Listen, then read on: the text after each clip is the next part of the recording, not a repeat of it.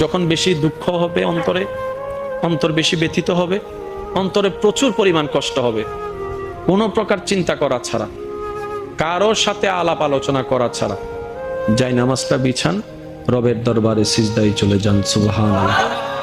চোখটা বন্ধ করেন, চোখের পানি ছাড়তে থাকেন, মন হালকা হতে থাকবে, সিজদায় রবকে বলতে থাকেন, যা বলার বলতে থাকেন, যেভাবে বলার বলতে থাকেন। মনে রাখবেন, আপনার সেই মনের বেতার ভাষা হতে পারে আপনার রক্ত বুঝবে না, আপনার ভালোবাসার মানুষ বুঝবে না, আপনার প্রিয় মানুষ বুঝবে না, কিন্তু আপনি যেভাবেই বলেন না কেন, আপনার প্রত্যেকটা শব্দ আপনার রব্বুল আলামিন বুঝবেই বুঝবে। সুবহানাল্লাহ। আপনি যখন ওনাকে দুঃখের কথা বলবেন, উনি আপনার দুঃখটাকে হালকা করে দিবে, সেই দুঃখের খবর প্রকাশ করে আপনাকে কখনো বেইজ্জত করবে না। আর আপনি যখন সুখের খবর পেয়ে রবের দরবারে সিজদায় চলে যাবেন, তখন আল্লাহ তাআলা খুশি হয়ে আপনার সুখটাকে আরো বাড়ায় দিবে। লা ইন